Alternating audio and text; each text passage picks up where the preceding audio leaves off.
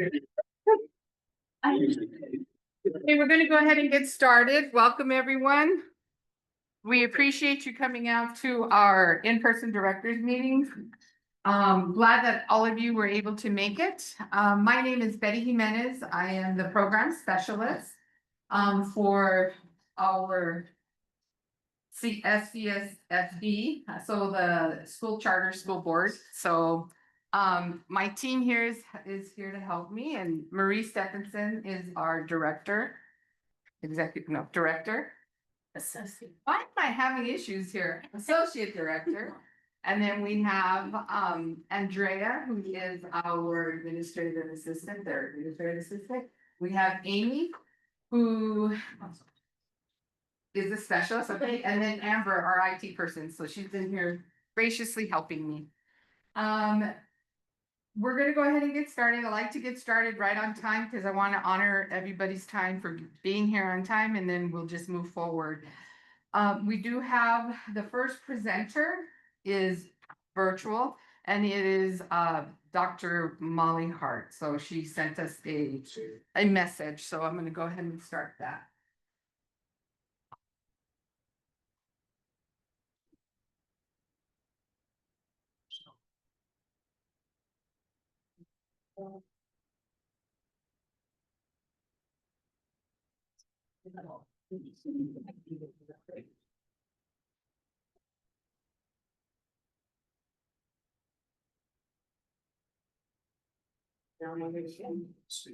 Sorry, when I had it open.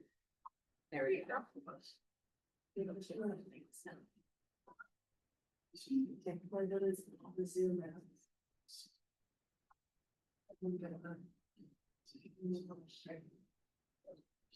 Okay. There we go. Just on the very beginning. I wish I could. I am out of town in some strange hotel rooms, but I did want to say hello and share a quick message with you as you begin the school year. As directors of Utah's charter schools, you carry enormous responsibility and opportunity, and I want you to know how much your leadership is valued. As some of you may know, I was walking in your shoes just a few short months ago when I served as executive director at Summit Academy. And believe me, my experiences as a charter director continue to shape how I view and approach my new role here at USBE. I know firsthand what it means to balance the needs of students, families, and teachers while staying true to a mission.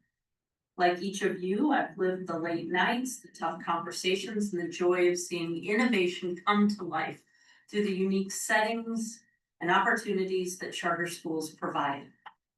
Since stepping into this role, I've been reflecting a great deal on vision and purpose, not only because we're in the midst of our own strategic plan development, but also because purpose and vision comes up a lot in media interviews and conversations with partners and with stakeholders across the state, and in our work with LEAs such as yourself. In education, purpose is not simply a buzzword. It's the compass that guides what we do.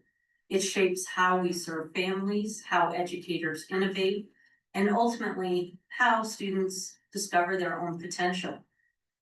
Utah Code 53G5104, which outlines our charter schools here in Utah,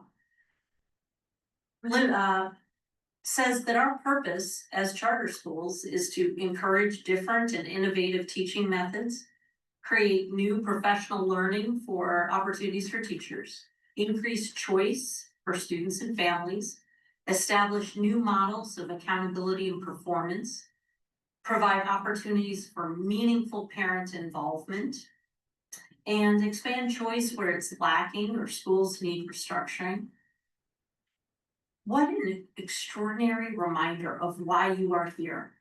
Utah law makes it clear charter schools are not an afterthought. They are not a side option. They are a vital part of our public school system. These purposes recognize that your schools are places where innovation happens, where educators are empowered to lead, where parents have a real and meaningful voice, and where families find opportunity that may not exist in other spaces. This affirms that what you do every day is not only valued, it is essential. Each of you play an important role in bringing these purposes to life in your schools. When you open your doors in the morning, you are carrying out a vision that has been written into the very foundation of education in this state. A vision of choice, innovation, accountability, partnership, all in service to students. I see these values echoed across charter schools statewide. Whether your school specializes in STEM, the arts, classical learning, or personalized pathways, you are living out the statutory purpose by giving Utah families more ways to help their students thrive. As we begin this new year, my encouragement to you is to keep leaning into the role you play. It is unique. Be bold, be collaborative, and never lose sight of the fact that every governance decision, every instructional innovation, every choice you make is ultimately about a student and their future. I want you to know that I see you as partners in this work. I've walked in your shoes and I deeply respect the contributions that you make. Thank you for your leadership. Thank you for your commitment. And I look forward to working together with you to bring about another year of excellence, innovation, and success.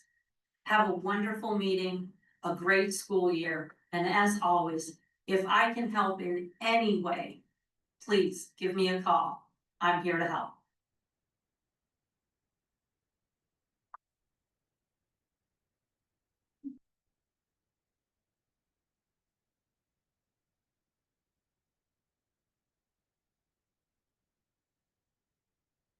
So based on Dr. Hart's message, I feel like there is this perception about charter schools. I even had it before I started working with charter schools. And once I read up, before I applied for the position, I'm like, I don't know if this is the right fit for me. And there are a lot of misnomers out there about charter schools. But now that I'm working in charter schools, it's amazing to know that those misnomers were legitimate misnomers. So I'm excited to be working with charter schools. I think it's wonderful. And so we're going to talk about attendance. How many of you have attendance issues at your school? Just kind of raise your hand if you do, or that's for those of you that don't, kudos to you. That's wonderful. That's wonderful. Does it? Yeah.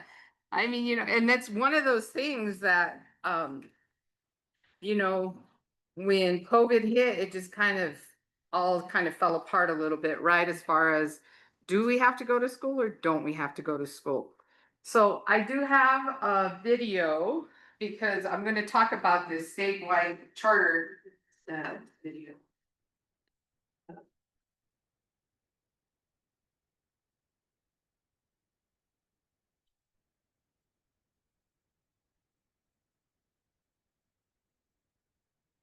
Well, let me see. Let me try to get it. It's hard when you're back to back.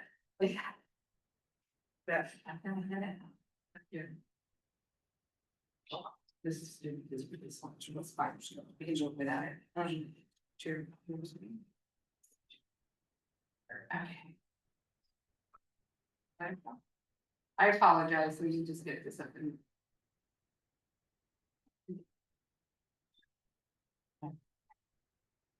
Okay, so I also help with the USBE attendance team. I'm not sure if you guys have heard about that also. So part of the department, we have they've brought in ambassadors and I'm one of them. I used to work really closely with attendance at my last position in my last job.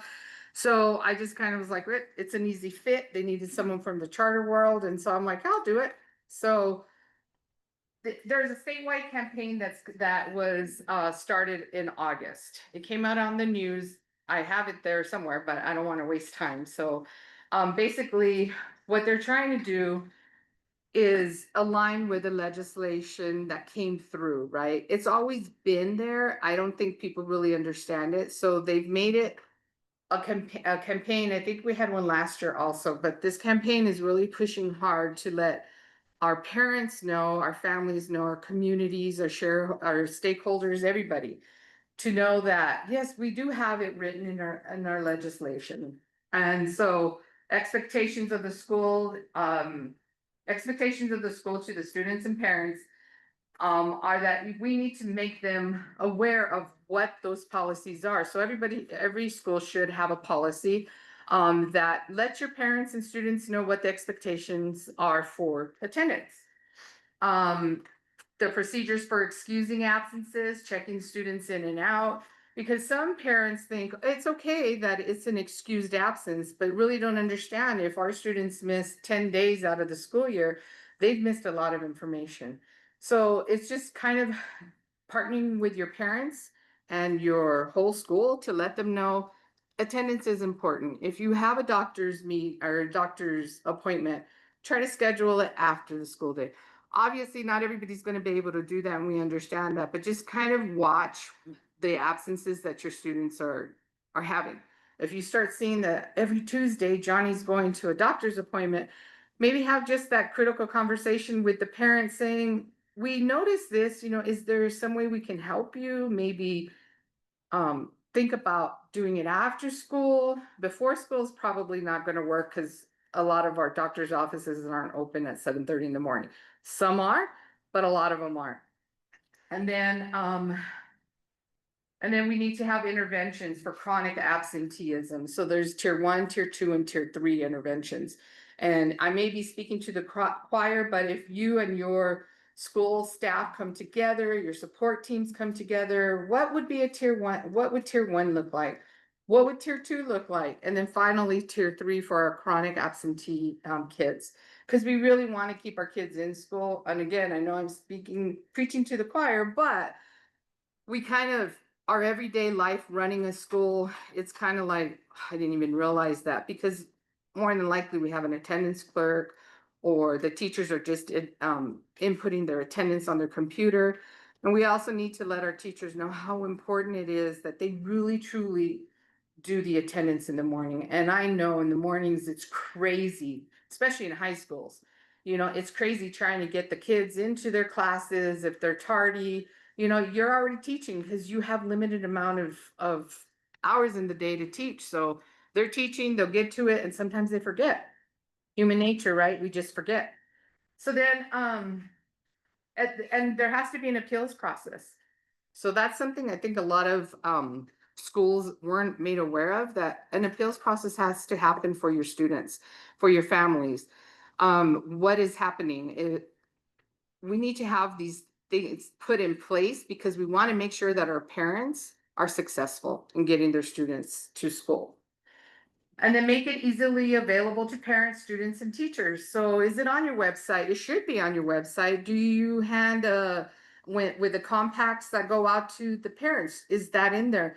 Even though maybe it's a high school student that has 6 or 7 different classes, it probably should be in every single compact, because they'll read one of them, hopefully, right? Elementary, it's a lot easier because our parents do check our kids' backpacks and, pull them out. What do we need? Even if we have our teachers put it in their homework folder, maybe laminated in their homework folder, because a lot of elementaries do have homework folders and you can laminate it in there. So it's there, it's clear, and it's visible for our parents. And so here's our legislation, R277-419. And this one is, let me see, I've got, yeah. So this also you can refer to if parents come in and they're upset because they're not really understanding what our enrollment is, right? As far as like our schools, our students coming in. So this one kind of is hidden a little bit. So we need to know, 10 days, can we drop any student? No, you can't. 10 days if it's consecutive and it's a student that does not have special ed services. That's the one thing too we got to be very cognizant of. If we have students that have special needs, we have to see what are those special needs. Is it a hindrance as far as like their attendance, and not a hindrance, but are they going to be absent more because of their special need? We have to really take into account that. We have to be very cognizant of that because they have 30 days. So just really reading and knowing what the legislation says. Any questions before I move forward? Okay. And then why a statewide attendance campaign? Again, absenteeism is rising. It's through the roof. And how do you make the kids come to school? That's the thing. Can you make a student come to school? Well, maybe they come to school, but they're not really ready to learn. So we have to really, really make sure that our teams know that. Messaging works. So this is part of the messaging that we want to have statewide is we want you here, we need you here, you're valued. Our students really want to know that too. And our parents, if you have that engagement with them, they're gonna know, hey, you know what? They really want Johnny here, or they want Amy to come to school every day because they really, really enjoy having them there, right? We have to really make our parents and our students feel like they're welcomed and wanted at our schools. Everyone plays a role, the students, families, schools, communities. We all have to come together to improve attendance. So maybe you have an attendance night, right around this time, right around September, since we're having the attendance campaign, and just kind of let parents know, because sometimes our parents don't know that 10 days in a year is a lot of school that they're missing, a lot of information that our students could have, but they're missing because they're not in school. So we really need to send that message, drive that message home in a very kind, friendly way, knowing that they are welcomed and wanted in our schools. Because there is a misnomer also, parents feel like they're not wanted in our schools. And so the environment and the climate needs to be positive and welcoming so that our parents understand, oh, I am a partner of this school. So our goals is the number one is to reduce the chronic absenteeism rates, increase our daily attendance rates, and raise awareness of the attendance impact, of the impact of not coming to school. And I think a lot of us are in a good trajectory, but I think a little bit, what we think, a lot of the raise awareness of attendance impact is we just really need to start really honing in on that, because honestly and truly, our students and parents don't really understand. One day here, one day there, it's not a big deal, but then when you start adding up all the hours and especially our kinder through third, where they're trying to learn the foundational aspect of reading and all, it's a lot of days. Fueling the attendance campaign. So it's a statewide attendance challenge. Attendance ambassadors and support, we have attendance ambassadors and support networks. So if you are struggling and need some information, you can reach out to me and I can get those resources out to you. I am an attendance ambassador. We have several of them. But since I'm part of the charter world, I can help get it to you quickly. I really try to answer my emails within 24 to 48 hours. And if for some reason I haven't answered you, I don't get offended if you say, hey, I sent you an email 2 days ago, I haven't heard from you. Unless it's the weekend, I'm gonna be honest. Sometimes I check it, sometimes I don't, but I will get back to you. And there may be an email I may have missed. So just know it's not personal. Just shoot me another email and I'll respond to you.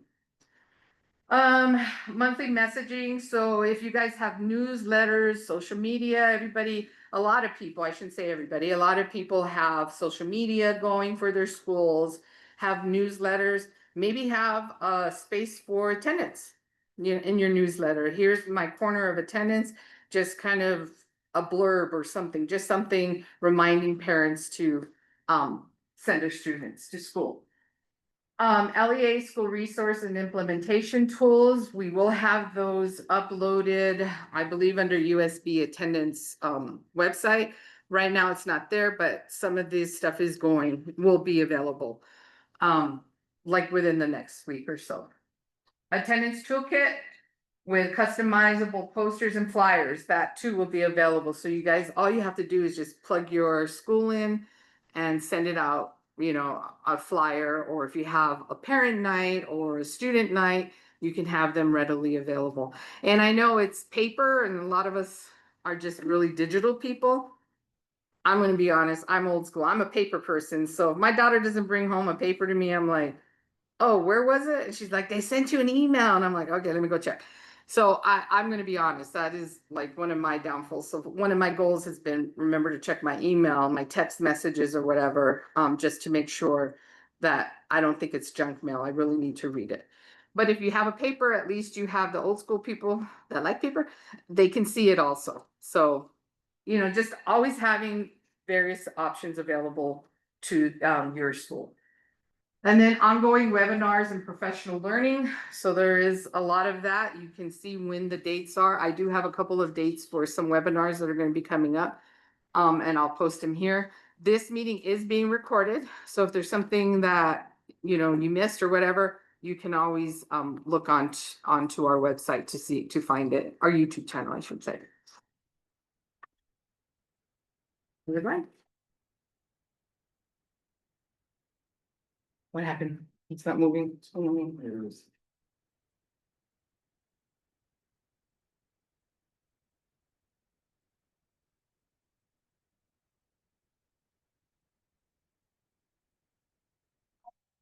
Okay.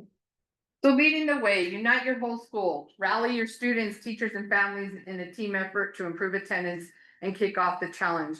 Another thing I do want to reiterate, or not reiterate, is to say sometimes our attendance challenges get to the point where it becomes punitive and our teachers aren't thinking it's punitive.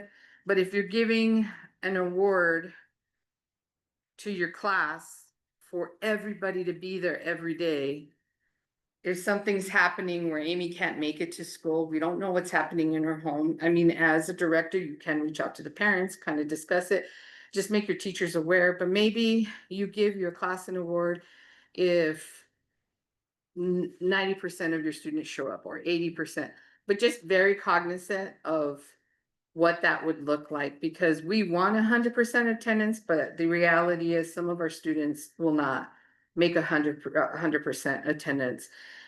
And then what are the kids gonna do that are in that class? We missed it because you didn't come, and we don't know. We don't know what's going on with that student, or the other students don't know. So we do want to make the challenges very interesting and impactful, but also we want to make sure that we don't end up seeing it as a punitive reaction, I guess you can say. Any questions? Okay. And then empower the teachers to connect. Equip teachers to take daily attendance. That's what I was talking about earlier. Build positive relationships that motivate students to attend every day. And that is something, a lot of research has been done, where students that they feel that their teachers want them there and that their teachers are engaging with them, engaging with their parents, they want to go to school. They want to be there. They don't want to miss a day. And we know, again, I know we're not going to get 100%, but we're heading towards that goal. So just make sure those relationships are being built by the teachers, that the relationships are being built also with the parents, not just the students, but also the parents, because the parents also want to feel that they're wanted and they're needed at the school. Track progress together. So share your district or school's attendance story with a mid-year update by January 9th, 2026. Again, this is just a goal. We want to see where the schools are going and what are the schools doing if they've increased their attendance rates. What were kind of the things that you did to get your students to school. So that's kind of the challenge. We do, not kind of, it is the challenge. So we do want to hear success stories. Also, if you're struggling, it's not a big deal. You reach out to us and we can help you. Not everybody's going to be able to be 100% successful, but we're here to help. That's 100%. We will help you whenever you need to. Okay, let me see. Oops. Sorry. And then coffee, next off. No, it's okay.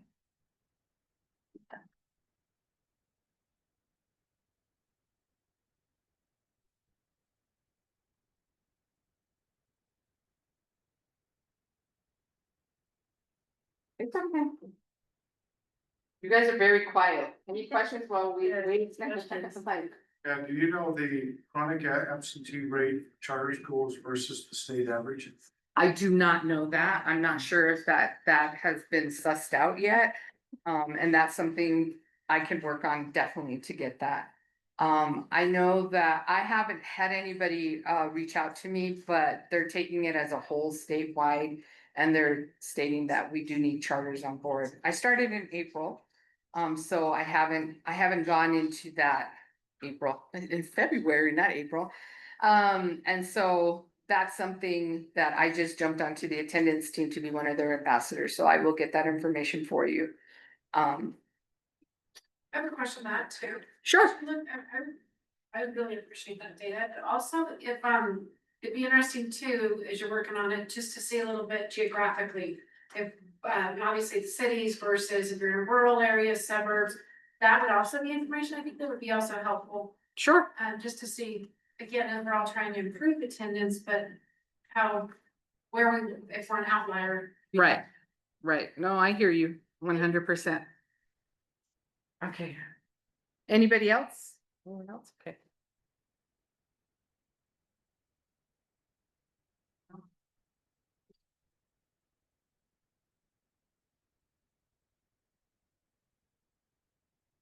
I'll continue while we're waiting for that. So another thing, I used to be a family support also. So just really I'm big time into having family engagement. A lot of people talk about family involvement, but there's been a shift also, family involvement versus family engagement. And when you have family engagement, you have a lot of families that will come in and they will want to help you guys in your schools. They feel part of their partner. And that also helps facilitate some of this chronic absenteeism, like dropping. Because if the family's in your school and they know, that they're part of your school, they're gonna wanna help and they're gonna wanna send their kids to school. They're gonna understand that they can go talk to their, oh, look. I didn't even know that. I really don't have these slides memorized, so I'm glad, look. So collaborate with families and school groups to spread the word and build support for attendance goals that benefit every student. And so this is a goal, like I was talking about, so family involvement versus engagement. Involvement is you're doing to the parents, like, okay, here's a flyer, we're having this night, come show up. Where engagement is, hey, we're gonna have an attendance campaign, we need your help. What can you help us with? Can you help us send the message out? Can you go and talk to your neighbors that, students are there? You're not telling them that the students are absent, but just kind of say, hey, we need your help, we need your support. So they're working with you. So it's very involved. They're on top of the game and they want to help. And it's not just attendance. You can have them come out. Hey, we're going to have a family fair. Would you like to run one of these booths for us?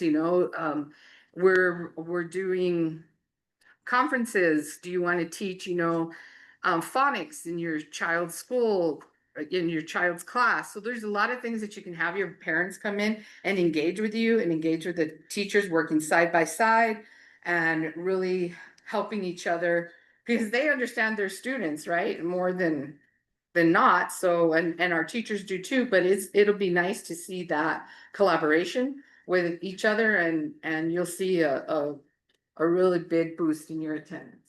Betty? Yes. Question from Nathan Marshall, but he already has a thumb up, but I'm gonna still ask it. Okay. So has there been any discussion about changing any of the legislature to provide more consequences for absenteeism? And from what I'm understanding, there has not been.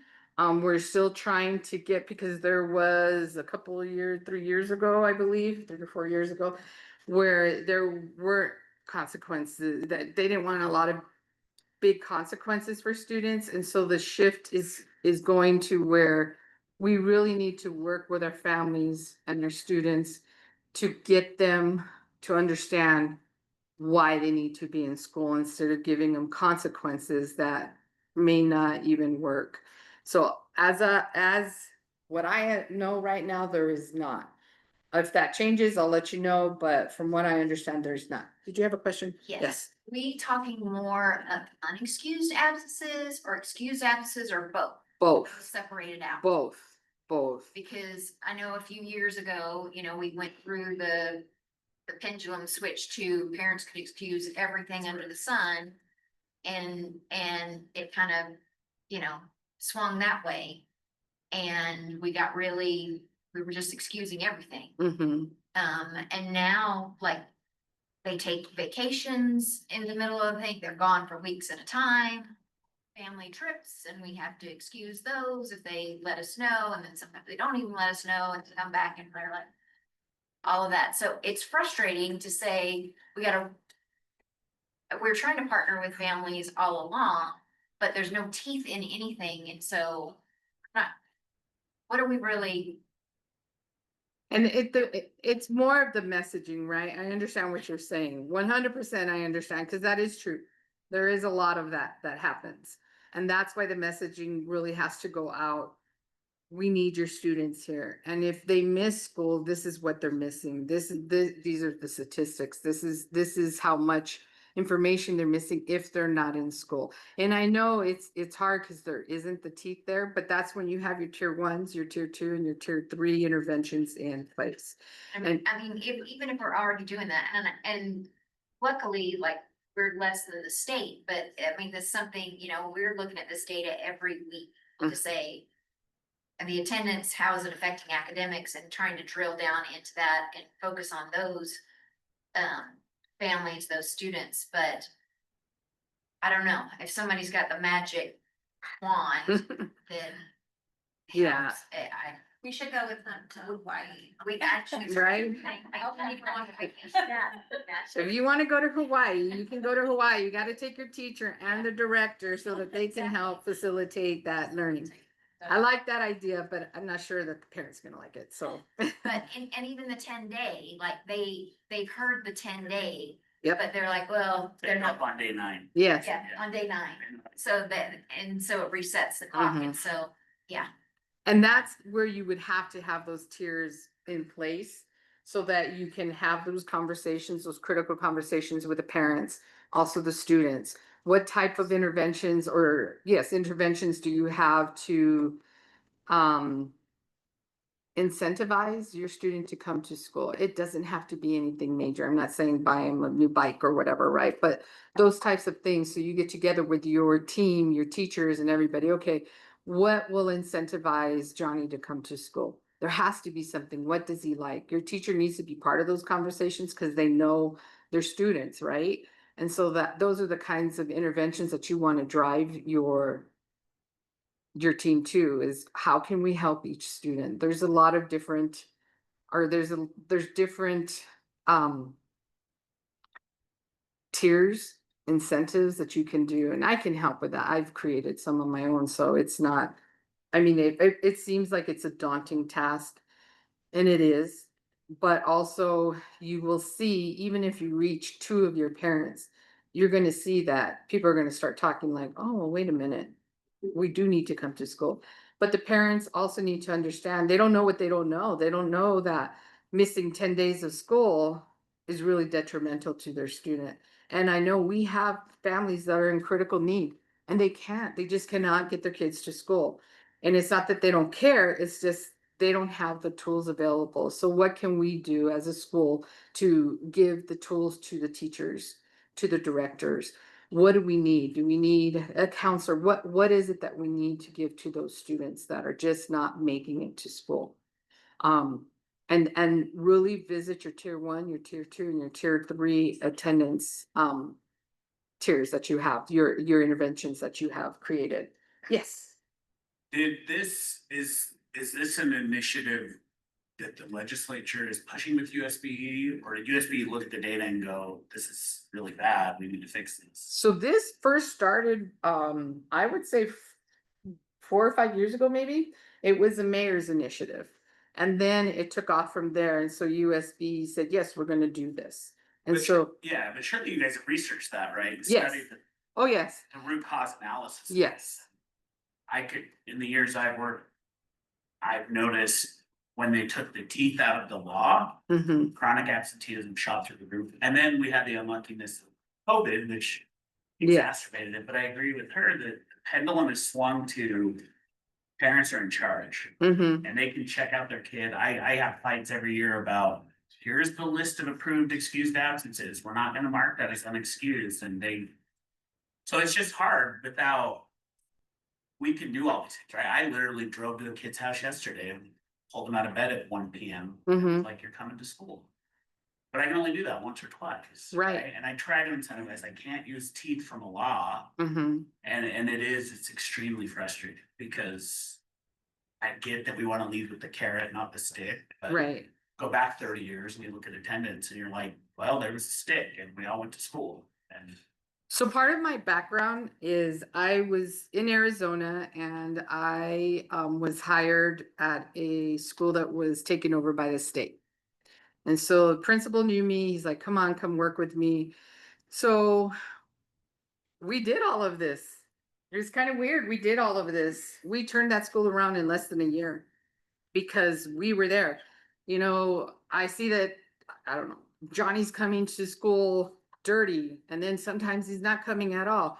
Went to visit, did a home visit. What's going on? How can I, and I'm not a counselor. I was their pseudo assistant principal because they didn't want to pay an assistant principal salary. So I went, you know, I was fine. I didn't care. I was new in my career. I'm like, let's do this, you know, went to the home.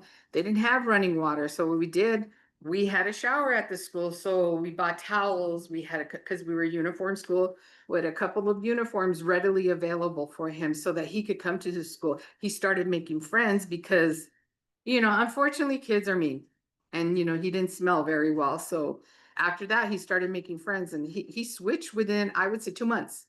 He was there at school. He was ready. He's let's go, let's do this.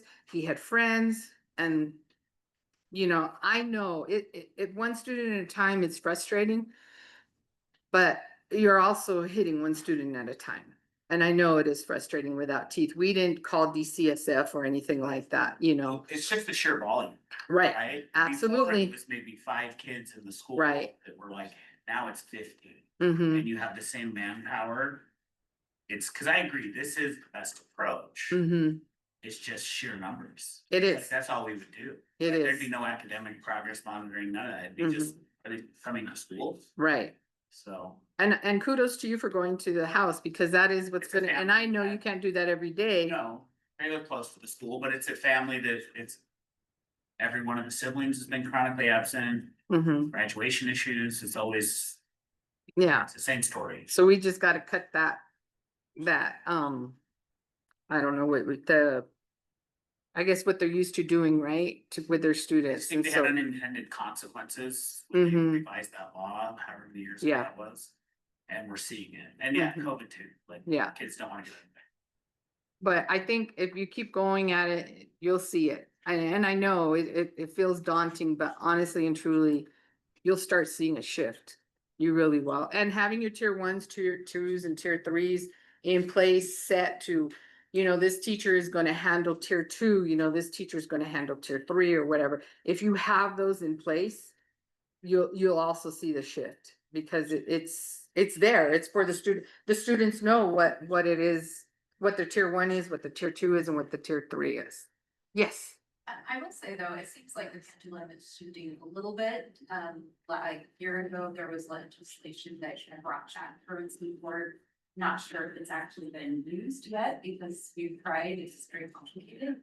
But there's also requirements about providing through juvenile justice services, so the youth services in our area, and it's actually been very helpful.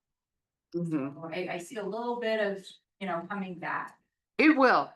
We just have to, I know it is, but if you just continue plugging away at it, you're gonna see the shift. You will see the shift. I don't even know what time it is. Sorry. Do you wanna hear like the comments or just a question? I'm sorry, the comments, questions. Okay, I forgot we're also doing this. so this is from Advantage Arts. Parents know that excuse/not excuse doesn't mean anything, especially in K through 6.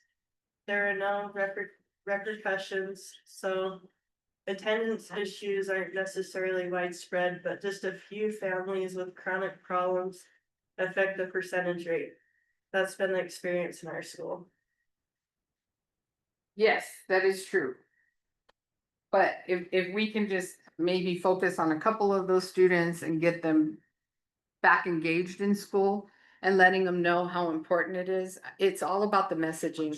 I know I keep honing in on that, but it is about the messaging. It's about, hey, we want you here, we need you here. With that school turnaround, we did a lot of parent nights, a lot of come, you know, we're gonna have, we did conferences where parents were learning how to help their kids. And it works, it does work. You know, and I will, you know, get you to the resources, or if I have resources, I can send them to you, but just reach out, it will work. I went over my time, I apologize, so. Are there any other questions? Okay, is Malia Hyatt here? Yay, okay, you're up. So this is Dr. Malia Hyatt, and she's with teacher licensing, so this is what she's gonna talk about, so. I know you guys are all super stoked for an afternoon of licensing and compliance. It's gonna be great. Plug in somewhere, or do you need it to be on that computer? I'm happy for it to be on that computer. Yeah. You have it. Here, I will tell you if there's internet, I have a bit.ly. Yes, it's good. Yeah. So while they're getting that set up, did I answer anybody's questions? I know I feel like I'm popping around too fast, but if not, just let me know. If there's any other questions or just kind of comments. Okay.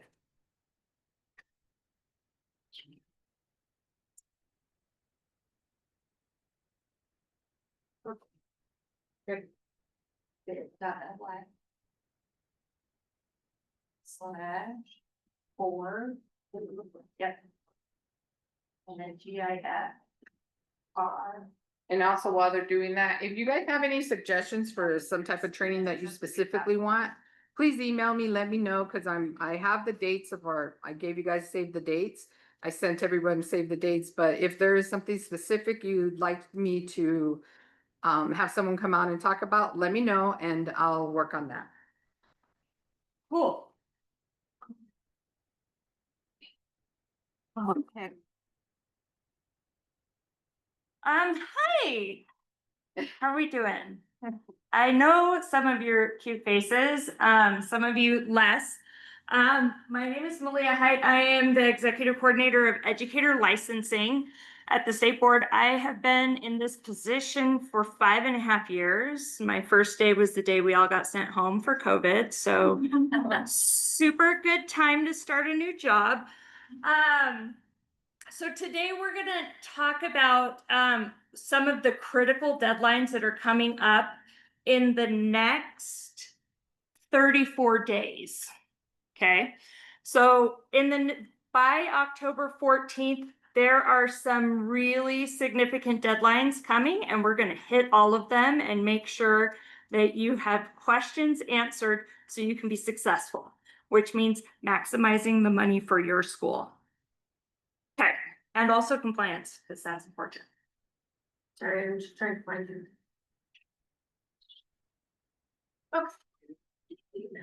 Okay. So. I guess I have to point it this way. Are we good? Okay. So the first thing that you should be aware of is we have a ton of updates that we put in our licensing newsletters that go out every few weeks. If you don't already receive these, I strongly encourage you to sign up. You'll get reminders of the critical deadlines, things that have changed. We had something really big just approved by the board on Friday, and that will be explained in the newsletter, as well as how it will impact your school. It's a good thing, but we'll see how that all shakes out. So it's on our website, and it also is, there's a bit.ly here, and I'll make sure that Betty gets these slides so you guys can have all the links that are inside. Okay, TSSP and Shine. So TSSP is done. It is dead. It went to bed on June 30th, and it is not being resurrected that we know of. So what the legislature did was said that schools now get to pick their highly needed areas for teachers. So your your charter has to pick 2 to 5 areas that are your highly needed areas. And this can be however you want to define it. If you want to say something like, well, the two kinds of teachers we are really in highly need of are elementary teachers and secondary teachers, that's 2 categories. That counts. But if you want to be more specific, like I need AP history teachers and secondary math 3 teachers, you can be that specific. And you have 2 categories to pick.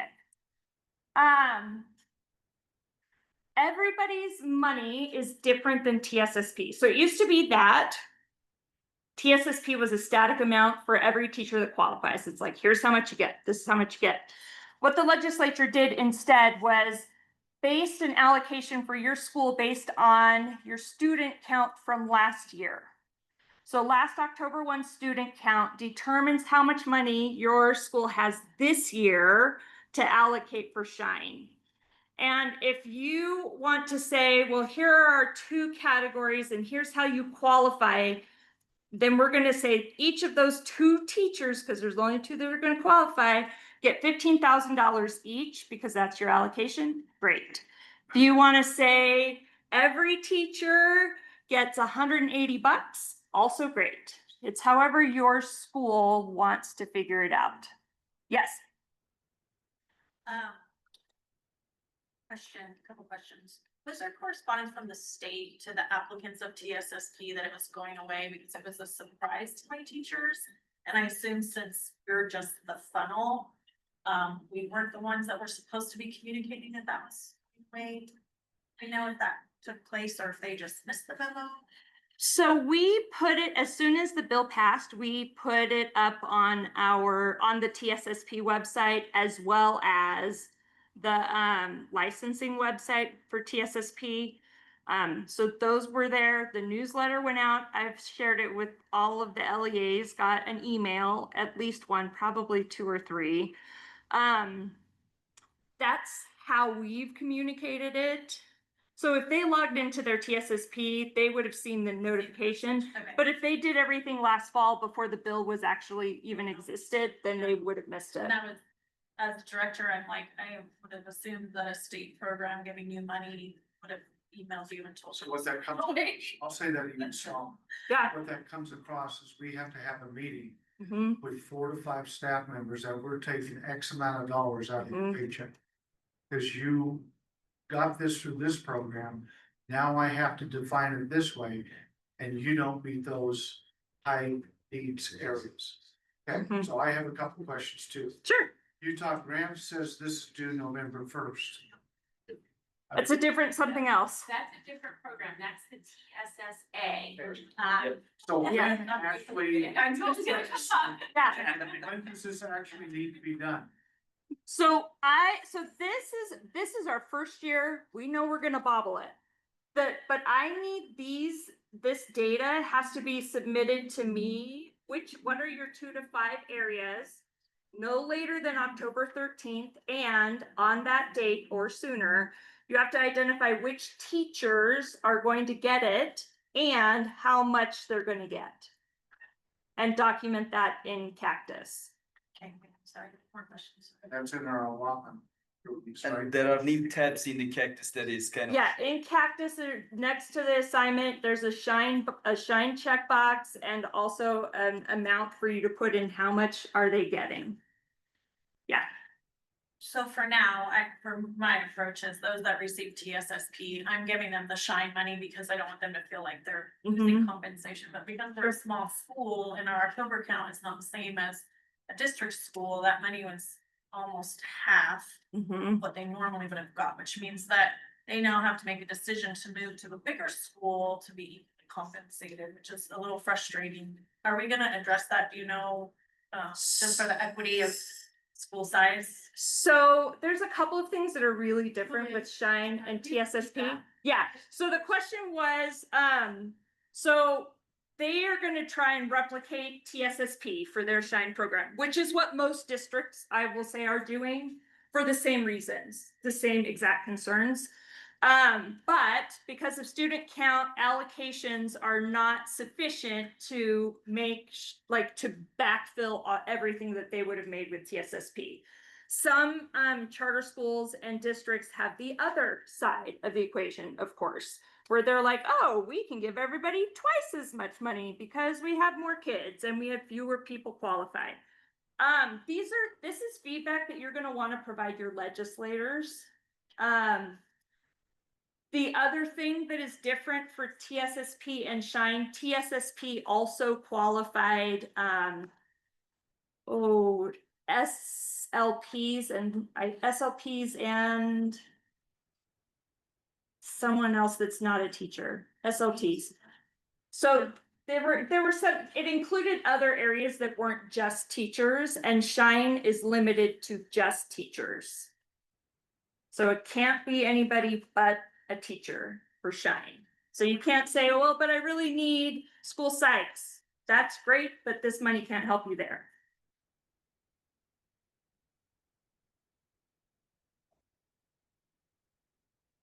Okay.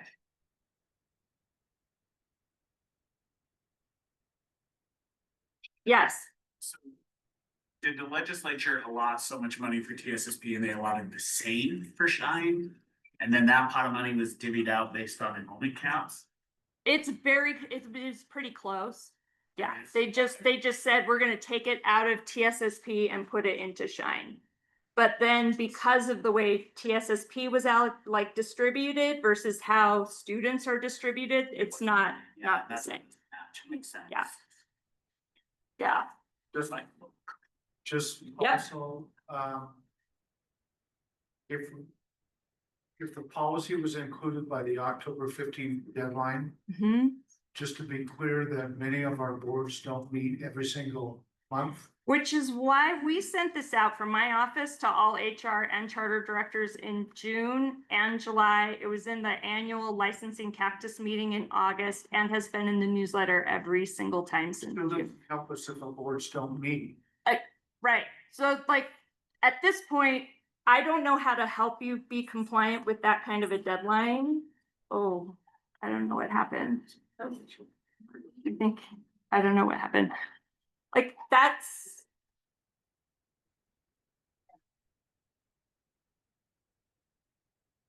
I don't know how to help. I don't know how to help with that kind of a deadline. Just so you Yeah. know, and if we do 2 readings, which our board requires. I understand the complexities. I can't say, well, we can let it slide because then it's not compliant with what we need. I have to personally present all of the Shine areas and all of the LEAs and the amounts that different teachers are getting to the legislature on November 1st. So that's my responsibility, which is why I'm having LEAs get it to me by the 13th. So that I can try and combine it as quickly and as much as I can. Yeah. In Cactus, if the person's not Shine eligible, I kept getting a flag. We fixed it. Okay. The fix went out yesterday morning. Okay, Yeah. perfect. I didn't know if I had to put Yeah, if you just X'd it out, nothing happened and everything saved the way that you needed to. It was just a weird pop-up that came up, but we got that fixed yesterday. Okay. So the other thing. Okay, here are the other things about Shine. So the report, it's linked in here, is the report that you need to submit to report your 2 to 5 areas. It's linked here. It's also on our website. It's also in the newsletter. By the 13th is a really important date. It should be circled 7 times in your calendar because Shine is as one of those reasons. Yeah. Maybe you're gonna address this in just a second. I know as far as the number that goes into Cactus, is that the amount plus benefits or just everything they're getting out of the pie that you get, the piece of pie you give us? Okay, so good question. So the amount that's allocated is intended to cover whatever you pay to the teacher as well as your employer cost benefits like FICA, et cetera. And so whatever goes into that amount is including those benefits, those cost benefits. Total. Yeah, total. And then if that amount will go into their salary and then we're just reporting it on a separate, it doesn't go into the under. Yes, so, right, so when somebody gets their paycheck, it would say, here's your salary amount.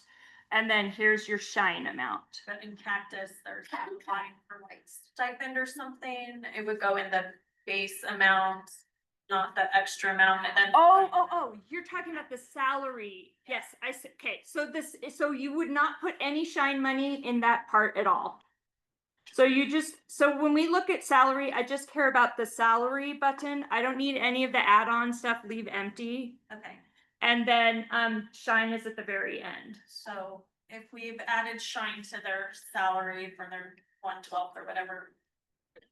We would remove what we paid them in Shine in that salary, but not in Cactus. Yes, in Cactus. I did that. Yep. So whatever's on your, like on your pay scale, salary schedule is what would go in the salary box. And then the shine is separate in the So shine box. extra in Cactus, we're just not. Yeah. It's not technically extra. Yeah. So then that gets approved in October, the Mhm. shine. And then will that just be into our allotment and then? So you have already received your shine part, of your shine money. So shine's going out in your 1/12 allotments. Okay. Yeah. Is there any like required way of paying them, or is it up to us how? Great question. So the intent from the legislature is that this is a supplement to their salary, so that it's coming in their regular paychecks and not a lump sum, say in May. That it's part of their salary. That's the intent from the legislature. So 12 equals division or any? However you pay your person. If your school pays them every 2 weeks, then they would get part of shine every 2 weeks. If they, So I just need to let payroll know, here's my list of shine. yeah. How is TSSP paid? TSSP was paid, the educator got to choose whether they wanted it in one payment, 2 payment, or 3 payments. If they applied early enough in the school year, it could have been 3 payments. So even though that's the intent, there's no legislative rule saying we can't continue to do it that way. I'm just gonna say what the legislator said because But what's the? That's it. Law say? here, I am not a lawyer. I don't get to tell you. Your legal counsel gets to grapple with that. Our guidance from USBE, both from licensing as well as from finance, finance, is that the intent is that it is a supplement to their salary and should be included in their regular paycheck. And Yeah. since we already started the year and couple months left. However you want to figure that out, Yeah, great. adjusted accordingly, right? There's no guidance on that. Yeah. And as far as we know, this is gonna be annually. That is how the law is written at this point. Yes, that it would continue next year. So your October 1 student count this year would determine how much shine funds you would get next year. But boards can change their eligibility, kind of like things, amend them and do other Yeah, things. so the board gets to pick what kind of teachers qualified and what qualifications are necessary. So TSSP required the person to have a degree major in the field in order to qualify.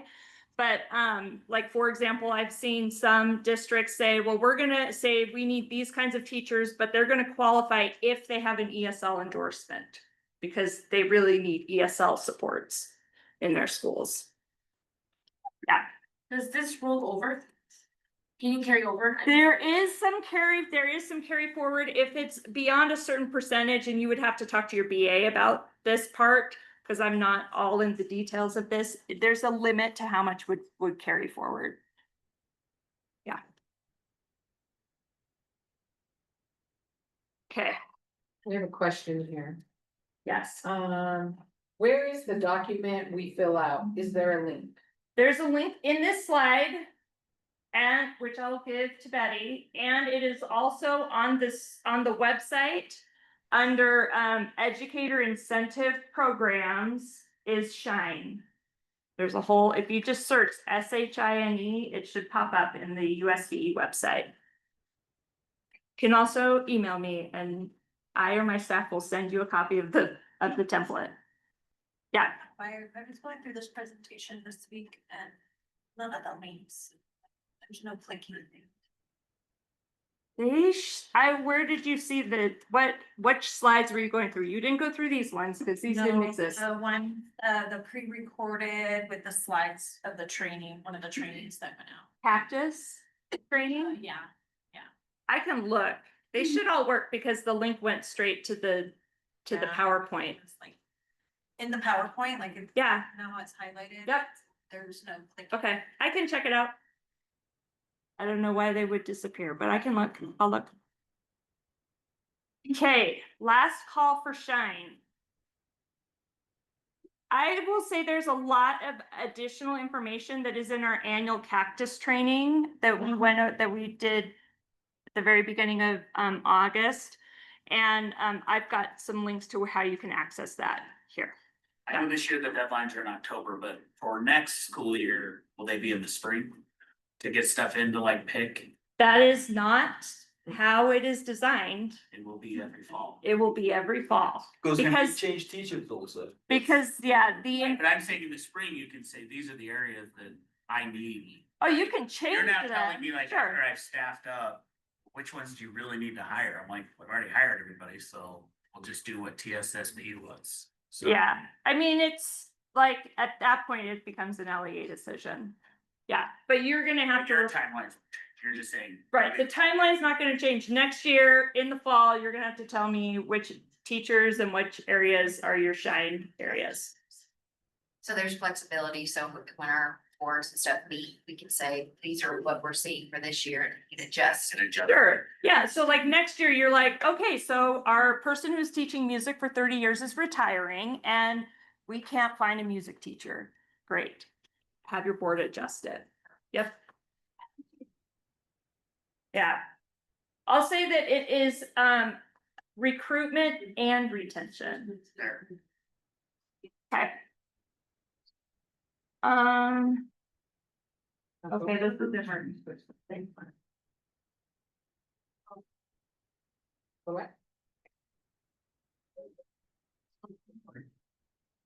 right arrow.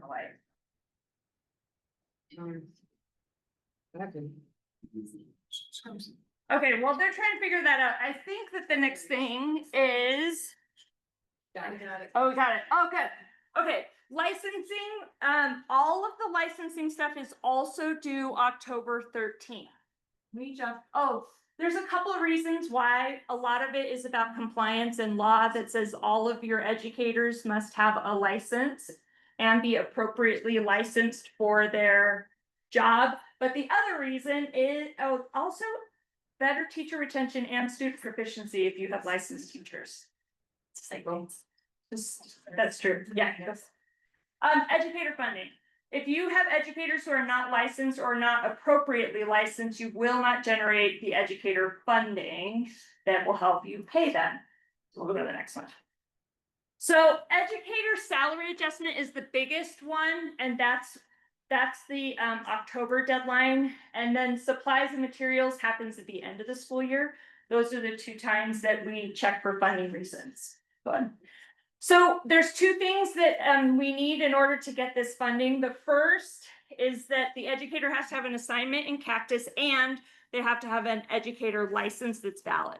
And if that's true, then they will generate educator salary adjustment, which goes directly to the educator. And this year it's huge. It's $10,350.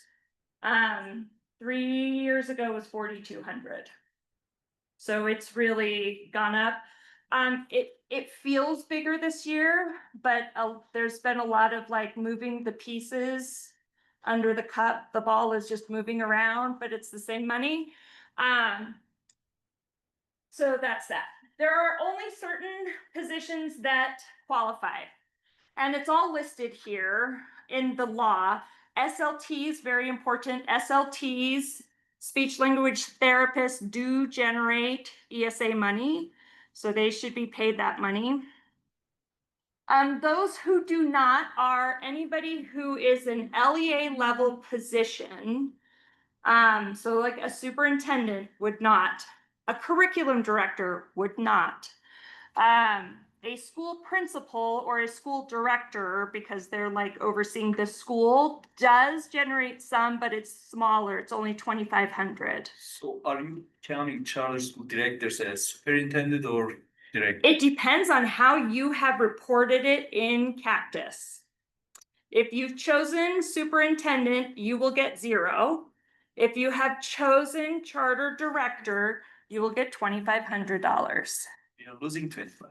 On our Cactus website, there's a link that has every single educator assignment and how much educator salary adjustment they get. Right now, it has last year's value, 8,904. We're in the process of updating that. But that's there. If you're like, oh, how much would I get if I was this assignment? That's where it will tell you. What about the new apprentice teachers? Apprentice teachers are not teachers, they are apprentices, and you never put an apprentice in Cactus. So I've got a Cactus number for ours. You have a Cactus, an identification number, yes, but you do not have an assignment. Okay. The moment you have an assignment, they lose all the apprentice funding, Gotcha. which is pretty hefty for apprentices. It's like 20-something thousand. Okay. Yeah. But they could be like the teacher on record or? They cannot serve as the teacher of record. If they are the teacher of record, they cannot get funding. Okay. Okay, who is not an educator? Here are some very typical things that are not educators. OTs, PTs, school, nurses, BCBAs, behavior specialists, those are not educators, and that is per the state legislature and the state board. So if you complain about that, I think you're fed up with them. Yeah. So the ESA, let me just tell later, so you have to get our Cactus info, right? And then is that the same thing we have to go through our business management to make sure it gets Mhm. dispersed? To the right people, yep. Yeah. Yes.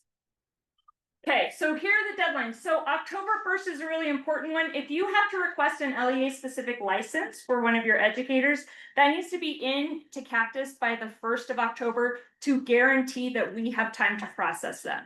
Because it's a manual process. And as you can imagine, with 170 different LEAs, that's a lot of work. So earlier you can get them in, great. If you want to put them in today, but your board meeting is tomorrow, that is okay. We just aren't going to award it until after the board meets. And that's for endorsements also? Yes, for endorsements also. So we can pre-date it. Sure. Yeah, you could say, oh, our board is, it's already on the agenda. They're meeting on Thursday. Fine. The 13th is when everything is due in Cactus. The 13th this year happens to be a holiday for some schools. It is a state holiday, so my office is closed that day. And then the 14th, we create our report and send it into finance so that they can generate how much money they send to you guys for ESA. Okay. Oh, one of the things, if you use a LEA specific license, one of the requirements is that you post your percentage of your teachers that are on X number. Those of you who are nodding, great. Sometimes keeping up with those percentages is like, oh, did we fix it? Did we not fix it? Are those the right ones this year? We don't know. We've created a website. Let's see. Yeah, that's good. We've created a website that has educator qualifications and has all of the information that you need to post on your website for LEA specifics. So if you want to, you may say, here's where you can go to find educator qualifications, and it has all of those other things. So you can just link here and you will be compliant with that portion You of. need to update it. We update it for you, so you don't have to. That was one of Yes. the things that wasn't working in your PowerPoint. Oh, interesting. I'll have to look. It is on the website. It's under the school supports, admin school supports. Okay. And it's right here. It's got the qualified educator percentages is at the top. And then it explains all of the licenses, which is one of the other things that's required. So if you want to, for your school, just say, go check out this link, then that would meet our requirement for monitoring. Cool. Ooh, AELs. So, special ed cannot be on an LEA specific license, including any of those related things like counselors, psychs, SLPs, et cetera, et cetera. Special educators can only work for a maximum of 3 years on any non-professional license. After that, there are a couple of things that happen. One is that we can't extend any associate license. There's no LEA specific option, and your LEA may run the risk of being not compliant with federal IDEA because they don't have a licensed educator as their special ed teacher, for example. The 3 years is any year without a professional license. So if 10 years ago they worked on a letter of authorization, that counts as a year. If they worked under ARL 7 years ago, that's a second year. Even if it was not special ed assignment? It had to be a special ed assignment, But if they worked on an associate license as a special educator and now that's their 3rd year, they're out of eligibility. It's sort of like college sports. You don't get to redshirt, you're done after 3 years. Okay. If you have a situation where you're like, I have to have a special educator, she's finishing her degree in January, and then she'll be licensed, you may choose to employ them as a long-term substitute, or risk being not compliant with federal IDEA. Those are kind of your options, or find somebody else who is licensed to hire. There's a lot of limitations around what a long-term sub can and can't do in the special ed space, and I would encourage you to reach out to our special ed office to get those details, just to make sure that you are providing the education that our kiddos deserve and require. Any question about SPED? That's one of the sticky spaces. Okay, this year there's a new law around CTE. It came out of the Catalyst Center bill. CTE teachers are no longer required to be licensed. So what does that mean functionally? So functionally, that means if your LEA says this person is perfect to teach my CAD class, but they don't have a license, great. You absolutely can employ them to teach that class. However, you would not put their assignment in Cactus. You would employ them just like any other classified employee, like a paraeducator, bus driver, food services staff. They don't go into Cactus. They're classified staff. They also do not qualify for educator salary adjustment if they don't have a license. And an LEA specific license is always an option for CTE. So you guys figure out your budgets. But if I were a CTE teacher without a license, I would be happy to go through the hoop of getting an LEA specific license for an extra 10 grand. Okay, if you are looking at the student side of data for CTE courses with an unlicensed teacher, we're seeing it most of the time in like law enforcement spaces. If you have an SRO teaching law enforcement, we have a generic Cactus ID that this person is named unlicensed CTE general, HB 447, that's their name. You can put in this Cactus ID for that teacher and they will show up as qualified and generate all the CTE funding. In Cactus, you're talking about, not in Patty. This is in Patty. Charters don't get to do that. Oh, yeah, you anymore. guys That don't was get to taken do away that. years ago. But you guys do U-Trex though, yes? We do. I mean, we do an Aspire episode, but. Yeah, Aspire, you should be able to list this person as the teacher of record.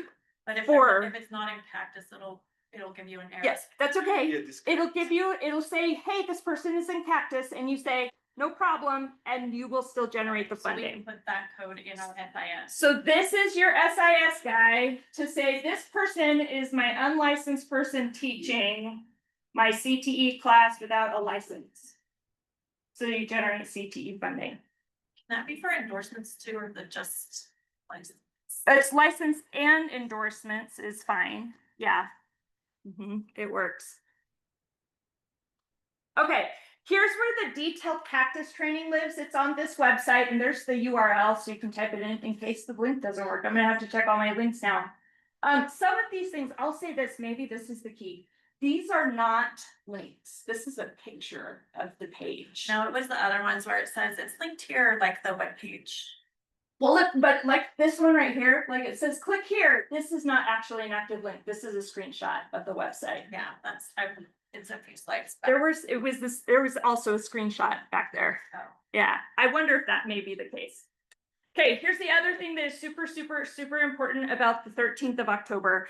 Cactus is dying. Cactus is officially older than Google. I checked that this morning. But on the 13th of October, LEAs will no longer have access to Cactus. LEAs or educators will lose access to their Cactus record in UEN on the 30th of November. Okay, so they'll still be able to see their stuff until the end of November, but LEAs lose their stuff on the 13th of October. Okay, so what does that mean? You will have access to this information through USIMS, and we at USBE will still have access to Cactus. So if something goes wrong with new technology, because it always works perfectly, we will provide whatever service you need in order to make sure that you can do your job. You have to hire somebody October 3rd or November 3rd, because sometimes that happens. We can make sure that all of that stuff can get done, even if there's a kink in the rollout of USIMS. So will it Yes. be like an admin login under USIMS or? Yes. Okay. So like I can log in, I've been in tests this morning, so I can log in as an LEA user and see that side, but I can also see my educator side. Okay. And then I can also see the university side. Because And that's what's coming out like. Or. that we're working on that when that happens, but yes. So here are some things that I would suggest with this thing dying is get your assignments into Cactus early so that you're not like on the evening of the 13th trying to get it all in, because it'll die on it won't be available. If you have a report that you use all the time in Cactus, once you got your data uploaded, I would make sure you save a copy of that report. Because those reports, the A will look very different in USIMS and may not be immediately available in October in USIMS. The other thing is to make sure you look at the public lookup tool, bookmark that. You can check all educator licenses through that tool. Okay, I think. Okay, these are the things that they're anticipating that you'll be able to do in USIMS, which is generally the most important stuff that you do in Cactus. You'll notice here that you won't be able to look at a dossier note. That will not exist in USIMS. That was extremely helpful though. Yeah. Just- I know. And if you could provide that feedback to the people at IT, that would be great. Because they love to hear feedback from the field. Because we use it, I use it constantly, but they're like, yeah, but you're just Malia, like whatever. The LEAs are important. Yeah. But if you could share that information, it'd be great. And I can, I'll put into the slide where you can share that feedback if you have feedback to share with them. But here, the next slide is a screenshot. This is a sneak peek of what it might look like when you log into USIMS. You'll see it is a little more 21st century, a little less 1998. So it should be much simpler to navigate. But we'll see. Training, I'm in the process of trying to develop the training. We're gonna have that out as soon as it is humanly possible. And we're gonna do a lot of like pre-recorded videos. And so you can be like, how do I add an assignment? And just follow step by step. So you'll be able to do that. Okay, the last thing I wanted to do is provide you with contact information. If you have a question, reach out. My staff is ready to help you. Jane Conway is my office manager and she will help with all things, anything Cactus. She'll sit there and hold your hand for multiple hours in a row and just be delightful because that's how she rolls. And I'm happy to help like figure out something. If you're like, oh, I have like this many licensing questions. If I could just connect with Malia, that'd be great. This link will allow you just to schedule 30 minutes with me so that we can go through, and sometimes you're like in a tricky spot and you're like, I'm not sure how to license this person, what makes the most sense, and I can help problem solve in those kinds of situations. And then there's our licensing stuff. I know I probably went over. We had more questions than anticipated. Do we have any others online?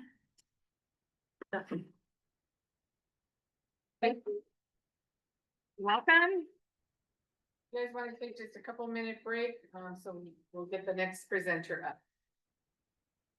Bathrooms are just. Go out the door to your right and you'll see the door for the bathrooms if you need bathrooms or water. Thank you so much. I appreciate My it. pleasure. Pleasure, my pleasure. Lillian, sorry, I sent it an email to the baseball.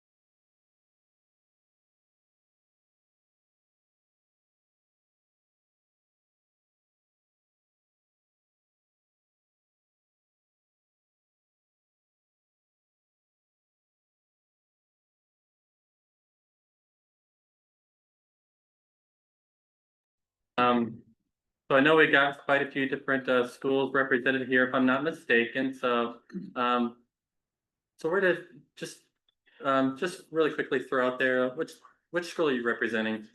All different. All different I mean, charter schools, but charter schools? yes, certainly they are all charter schools.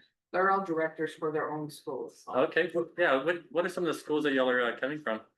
Beehive Academy, Sorry? Beehive Academy. Beehive over in Sandy Yes. County Heights area, okay. North Star, Da Vinci, North Star, North Star, okay, Ames, Ames. Okay, wait, AIM or Ames? Ames. Okay. Itinerants, okay. Well, it's my pleasure to be with you all today. My name is Robert Spencer. I'm an outreach coordinator with Safe UT. And by show of hands, who's familiar with Safe UT? I love that. So just to give a little recap on what Safe UT is, Safe UT was originally started in about 2016, I believe, with a couple of school districts as a smartphone app that allows students, parents, and educators at the schools who are enrolled in Safe UT the ability to chat with a licensed counselor here in Utah anytime, day or night, at no cost to them. Those chats are confidential, and you can chat with that counselor about anything that you're concerned about, whether you're just overstressed, overwhelmed, had a bad start to your morning, and it doesn't matter if it's 2 a.m. or 2 p.m. Our counselors are there even on federal holidays. Now, I've had some people ask if they're only available if I'm having thoughts of suicide, and I tell them no, not just thoughts of suicide, but even if you're just having a difficult time or just rough hour for the last hour, whatever the case is, like chat with us then, because what are the chances that most, in my experience, most people who are dealing with thoughts of suicide usually have a number of things that are going on that lead them up to that point. So it's what we want to do is to always be able to provide that support long before they make it to that point, if we can. Now, not only is there the chat feature available through Safe UT for students, parents, and educators, but there's also the tip feature, and I'm sure some of you have your own stories for the types of tips that were submitted to your school. And you can submit tips for just about any type of thing that's of concern, whether a student is worried about their friend who hasn't been themselves for the last 2 weeks, as an example, or if you're observing something such as bullying, or you think there might be drugs being shuffled around, or any type of matter that is problematic that would require an administrator's attention, for example, you can most certainly send in tips to report those if someone finds themselves in a position unable to come to the office to report those matters, to make sure that they're brought to, ultimately your attention.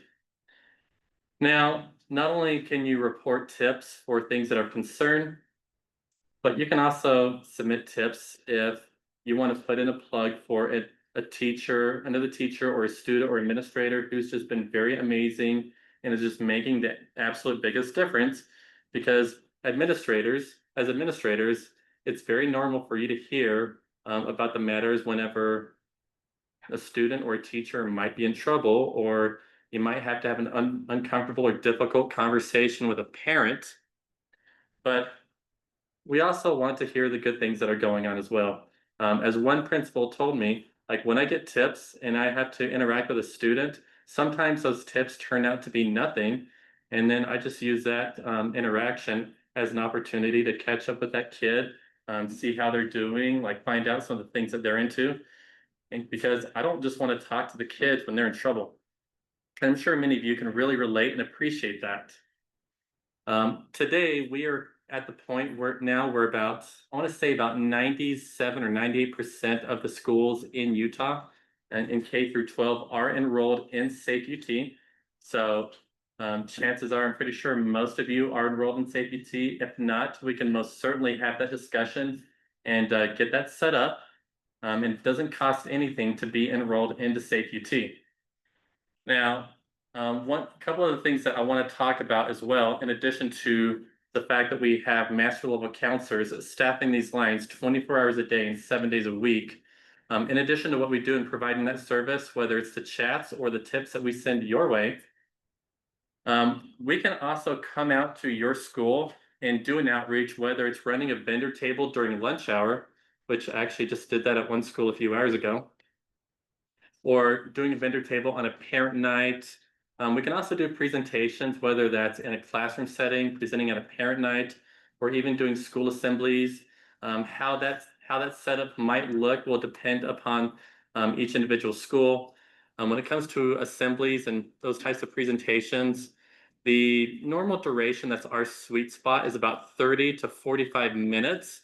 But if you need that to be 30 minutes or whatever the case is, just most certainly communicate that with us, and we can have that discussion on making sure that we can keep things within the bounds of what you're able to work with if you were to have us to come out to do an assembly. And in terms of how you can request us, if you want to click on that resources tab, and then click on marketing and outreach requests,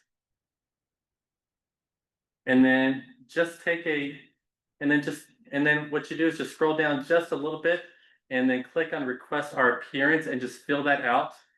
And I see those emails every day whenever we get a new outreach request that comes on in, and it's quite simple. And then another thing that we want to bring to your attention, if we want to go back to, so actually go down real quick.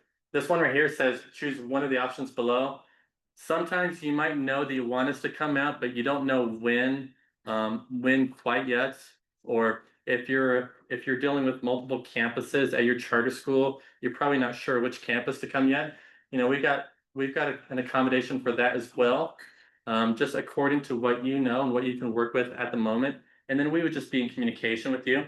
Now, if we can go back to safety.org. Now, chances are most of you might have implemented some policies on cell phone usage during school, during class, whatever that looks like, depending on your school. In the event that you have kids that want to use Safety, but they are not permitted access to their mobile phone, depending on what your policies are. Just want to go to the other tab. So I'm going to go back to the main page. So, but yeah, in the event that you have students who don't have immediate access to a smartphone, whether it's school policy or they don't have one of their own, they can still use the chat and tip feature if need be. I understand, I'm being told more and more that students are being issued Chromebooks. What's that? iPads. I'm still trying to wrap my head around that because, you know, I'm from the notebook, paper, and textbook generation. So I'm still trying to wrap my head around that. So yeah. And I go to schools all the time, and I'm hearing more and more that students aren't using lockers. I'm just thinking, wait, what? So what you can do if you can't use a smartphone or a tablet, come to safety.org, just scroll down just a little bit. Keep going just a little bit more. And right here, go up a little bit. And so just scroll down just a little bit, and you can either start a chat or submit a tip. Just whichever one that you feel so inclined to do according to your needs. And as many of you are aware who've been on the receiving end of tips, one thing that we do try to do as much as possible when we engage in that chat with somebody who wants to submit a tip, we try to get as much information as possible, because you receiving a tip saying, my friend is having thoughts of suicide, being realistic does not tell you who that person is. I mean, if you've got someone that says David in the 8th grade with brown hair, that's going to narrow it down by a large margin. So we try to get as much information as possible. We can't guarantee that depending on the willingness of the person that we are having those chats with, but we certainly try to make as doable for you as possible. Now, one thing I've also learned as I've traveled throughout to different schools and talked with administrators and counselors is and this is something I want to make sure that each and every one of you are aware of. If anyone sends in a false tip, like they know it's false, as a school, you have the option to pursue legal action if you want. That legally, that is the equivalent of prank calling 911, and we do have a process and system in place if you wish to pursue that action. Whether you choose to take legal action, that's your discretion. And or you, whether it's that or giving them a very frank talking to, that's up to you. But we certainly do have those options in place. Now, for those of you who are designated contacts who have access to viewing those tips on the SafeUT portal, if you find yourself wanting to get some more posters or coloring pages or cards, we do have digital copies under our documents tab on that webpage. And then there's also a PDF document that outlines our subpoena process if you feel so inclined to pursue that legal action over a false tip. Now, I gave you a lot of information. Do you have any questions for me? Yes, sir. So are there any browsers that work better or poorer at this point in SafeUT? So as far as the regular website goes, there's nothing coming on my radar in terms of one browser being better than the other. When it comes to logging onto the SafeUT portal, I've heard different reports on it either being Google Chrome or Edge. I've been using Chrome so far, and I haven't had any issues yet. I had to move to Chrome because Firefox wouldn't work with it. Coming from a big fan of Firefox, I feel your pain. You and I worked through that. Another question. So we have several ongoing mental health issues that are flaring up all the time. A couple things that have happened, and we're not sure how we document it in the disposition, but it's ongoing issues that we have dealt with, deal with it, and then the students go home related to parents or talk with each other, and then we get a SafeUT tip on it. We've already responded to it, we've already called the parent, and it's ongoing issues. Mhm. Is there any tips of responding back to disposition? And the disposition, does it go to the parents, what we put in there? Okay, so let me make sure I understand your question correctly. Whenever you do the disposition, does the information that you put in that disposition get sent back to the parents? That's one question, yes. Okay, so no, whenever you do those dispositions, whenever you're closing out the tip, there's two sections in which you've got to put a disposition for. One is for threat assessment and the different little categories. Obviously, you're going to pick the one that's closest to that, and same thing with the student. And then you close out that tip, and then it shows it's closed on our end. Now, as far as what you choose to share with that parent in terms of the tip, that's going to be your discretion as you see fit. I'll be more specific so that you understand and other folks. Had active suicidal student, dealt with it.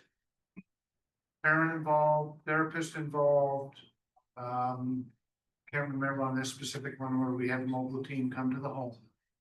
But it came up later on after all of that had been dealt with.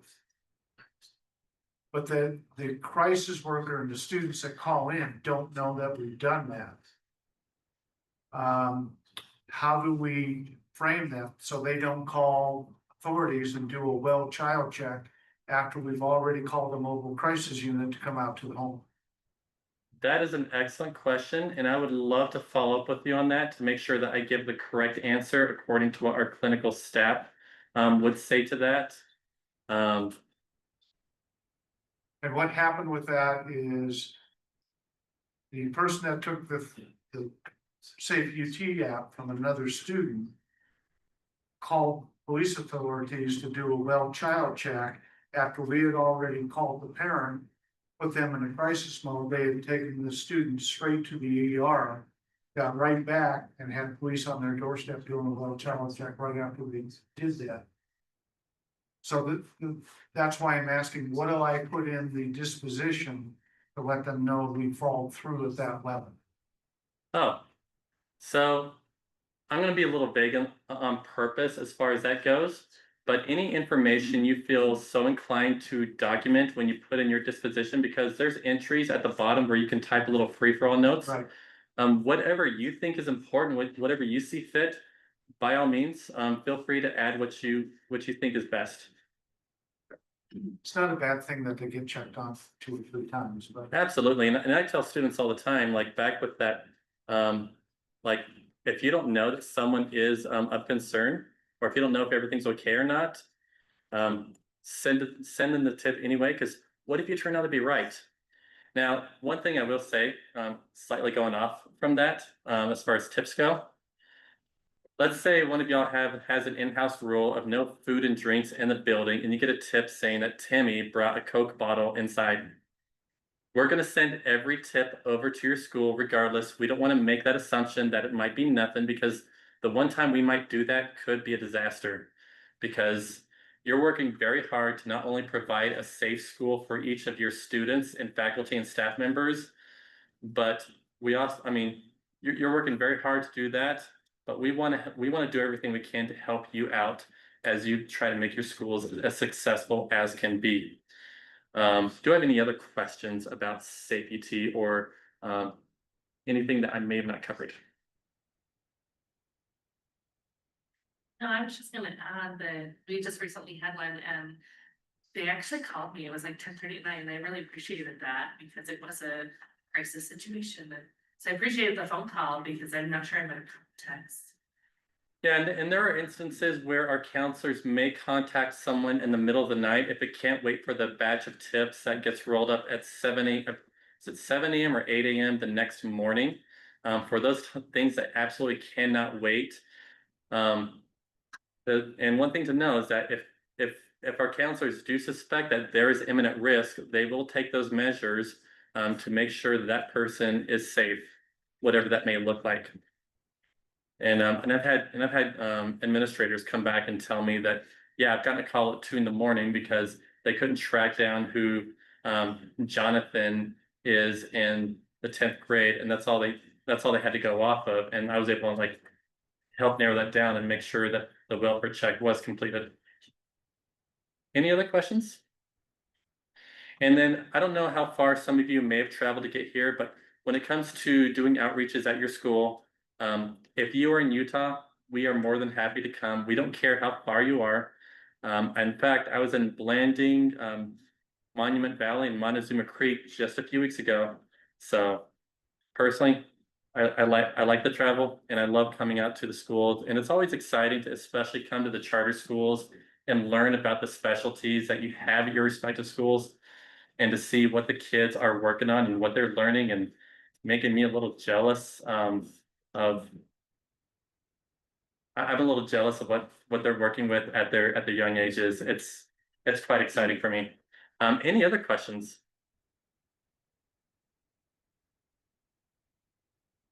Going once. Going twice.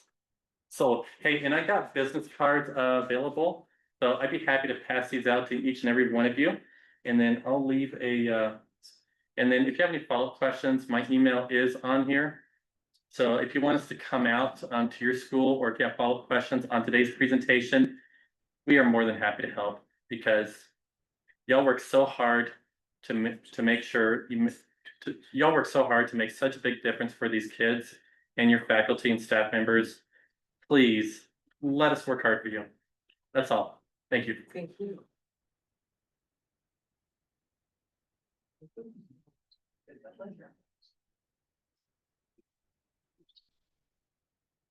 Okay, we have leadership development with USBE.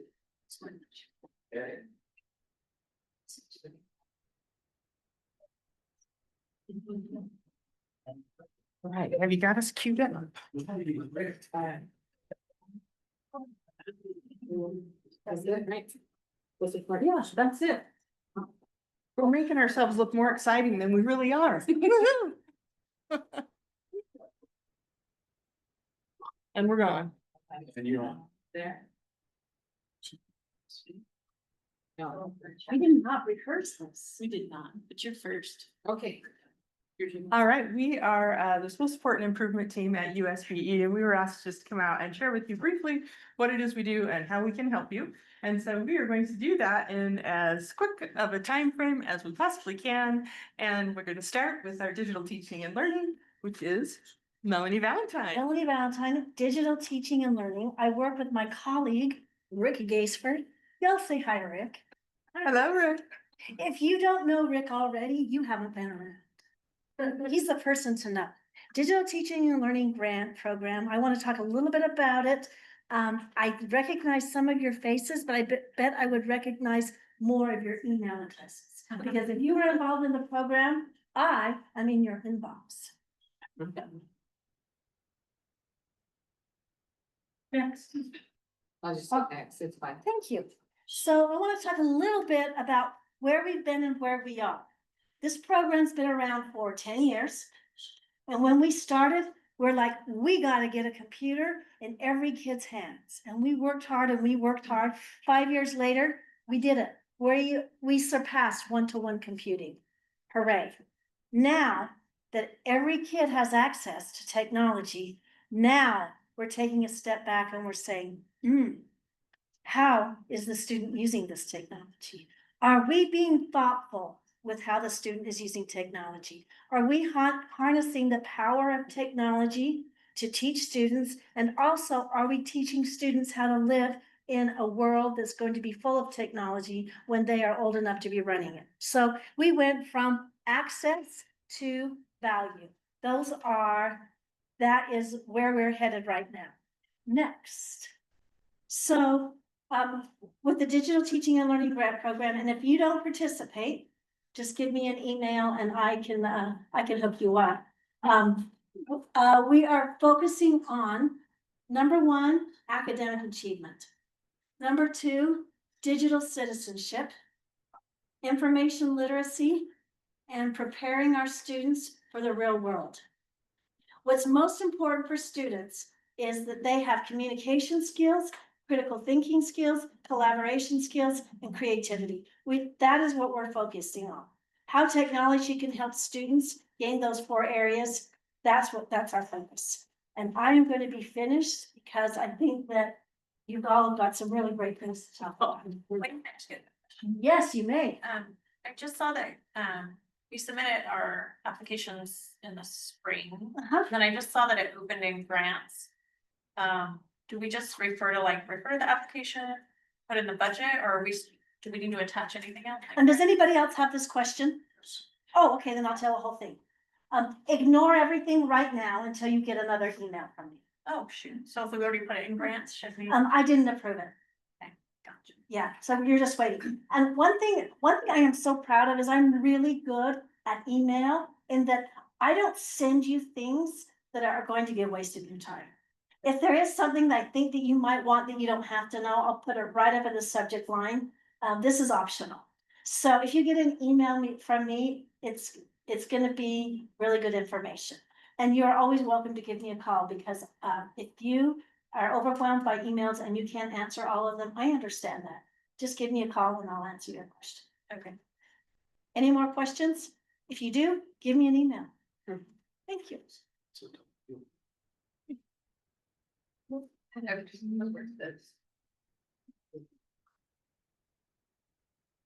Okay. There you go. Good afternoon. I am Krista Hotelling, and I am a school improvement specialist with the Utah State Board of Education.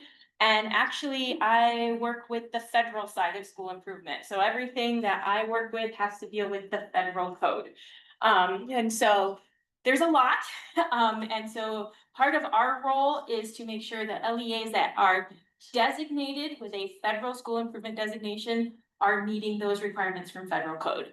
So I just wanted to begin first with a quick moment of saying that everything for school improvement, federal school improvement, is based off of our state accountability data. So I just kind of went through, if you're thinking of what does that entail, that second bullet point is just saying proficiency, growth, English learner progress, growth of the lowest 25% are for all elementary, junior, middle school, and high school. And then high school has some additional points that are added in there, and that's high school graduation, ACT, and advanced coursework. And so the assessments that this data is pulled from, RISE, DLM, Utah Aspire Plus, and WIDA. And then when we look at adding that high school aspect to it, you have that 4-year federal adjusted cohort graduation rate is included in the total scoring, ACT classes, APT classes, IB classes, and CE and CTE pathways classes.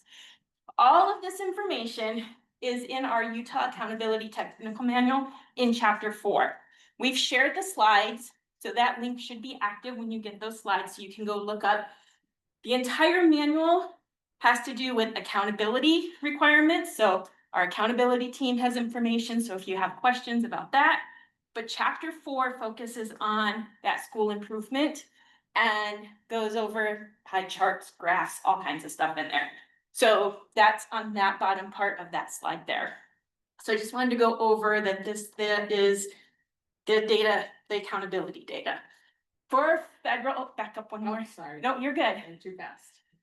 For federal designations, there are different levels, categories, however you want to call them. We have what we call targeted support improvement, that's TSI. Think of that as like awareness for LEAs. We have a student group that is 2 years not making outcomes based off of the accountability, all the calculations of what is considered where they need to be. Then, and all this is in this tech manual. So I'm not gonna go into great detail because of time, but there are timelines for each part. After some time with that, if they have not exited, you have additional targeted support improvement, what we call ATSI. Those are both LEA level support. So we communicate with the LEAs, let you know you have these schools that are at like that awareness, and then think of additional or the ATSI as like warning. There's got to be looking at something at that LEA level. We're here to help and support with anything you're doing, but as far as what's happening with those schools, that's coming from the LEA. Then we get to comprehensive support and improvement, or CSI, and that is like, there's action all around.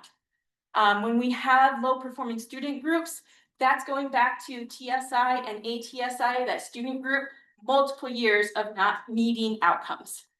And so it pulls the school into CSI low performing student groups. Low performance is a whole school, so it's the entry criteria is different than TSI, ATSI, and CSI low performing student groups. So low performance, it's a whole school, lowest 5% Title I schools. So another note, TSI is both Title I and non-Title I schools can have a TSI designation. ATSI, Title I and non-Title I. CSI low performing student groups, Title I schools only. Low performance, Title I schools only. Low graduation, Title I and non-Title I high schools can be designated as that. And that comes with 3-year average of not meeting the 67% graduation growth rate. So that's the different categories. Like I said, everything's on years of how many years before they can exit. If they do not exit CSI by year 4, so from the time they're designated, they have 3 years or 4 years to exit, then it goes to more rigorous intervention, which involves more with the state. So the state gives a lot of support, including funding, federal funding for those CSI categories. And we provide a lot of TA to LEAs so that you can support your schools in increasing those student outcomes. So during a designation year, USBE, Federal School Improvement Specialist, will contact the LEA leaders. We do not communicate with the schools because our role is to help you in building your capacity to support your schools. 2025 is a designation year for every single federal designation category we have. So if you have a school that is TSI, ATSI, or CSI with their 2025 data, you will be hearing from us as LEA leaders. as a note, I know you all know, this data is going to be late this year. So we're not contacting you tomorrow. We are looking at end of January at this point in time. So there will be a lot of different timelines coming through for that when we get to that point. That's our goal. That's data and statistics goal. We'll see. But again, that information in the accountability manual. And then just to review, our role is to designate and notify LEAs.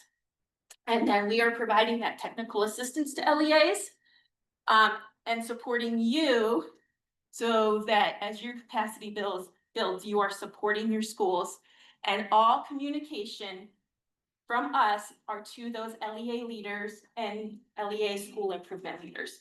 So if a school reaches out to us, we loop back in the LEA leaders. Another note is this is for federal designations. So if you were to reach out and say, I have a question about, can you come and talk to us about needs assessment? If you are not a federally designated school, we would have to say no, because we work with those with designations. So you're welcome to reach out to ask questions about the manual accountability data. We don't do the accountability data. We don't do all the calculation, but we can connect you with the people who do. But when it comes to like asking for TA assistance, that is our focus, is with those schools who are federally designated. And I think that's it for federal. Oh, I did provide resources, our website, the tech manual, the assessment resources page that includes all of the data sheets of all the designations for the last 5 years. And then the last 2 bullet points are 2, I call them data portals, that our school implement data specialist created. One is Right in Data Gateway, the other one is a Tableau, but you can see trends for your schools. Especially if you're designated, you can see this is why we haven't exited yet. Or we may be, based off of what I'm reading here, we may be soon possibly designated. We need to maybe make some changes that are happening. And I think now, this is just our contacts. So there's myself, Julie Stephan Lindsay is also a school improvement specialist. Sarah Dutray is our special education school improvement specialist, and there's our data specialist, Megan Tippett. So we are here to help and support LEAs. And like I said, especially if you get a federal designation, we will be the people who contact you. I think that's it. So any questions before I pass it off to Greg for state school improvement? Okay, I talked fast, so if there was a question, I understand. I'm Greg. How many of you are non-Title I schools? Who's not? Good, put your hand up, non-Title I. Okay, you get to listen. Title I folks, gotta close their ears. Because I have a different, so I have the state designated schools. We have a different approach. We work with schools to LEAs, where Krista and her team work from the LEA to the school. So I have direct contact with non-Title I school principals and provide with resources. So there are 2 programs under state designation. The first one is optional. If you are a TSI or an ATSI designated school and you are non-Title I, you can apply to be part of the Elevate program. And good news for everybody in this room, my good friend Stacy at Career Path High is in the Elevate program. This is going to be year 3. So I was very pleased that we had our first charter school be a part of the program. So Elevate. Elevate is a program, optional. You apply if you're designated as Elevate. What does that mean? You have 4 years. You're provided upfront funding of $375,000 that can be spent on myriad activities based on a needs assessment that's conducted by the USBE. So we provide that service. We provide ongoing support. We provide access to all sorts of resources. And we also, when available, we have additional funds that are prioritized for Elevate. Elevate is a Utah state legislative initiative. So we are in code. We live in what's called 35E5, 301 to 311. So if you want to see more about what Elevate is, it's all in Utah code, which means we have ongoing funding right now. So I'm really pleased. We're starting our next Elevate applications will be for the 26-27 school year. So that will take place next year. So the other designation we have is Springboard. Springboard is equivalent to Chris's definition of CSI, comprehensive or school-wide. This is gonna be a real shock to folks.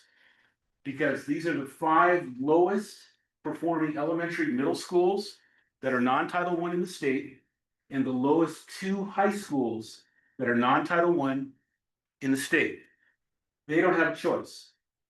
These 7 schools will be identified this January, February, when the data comes out.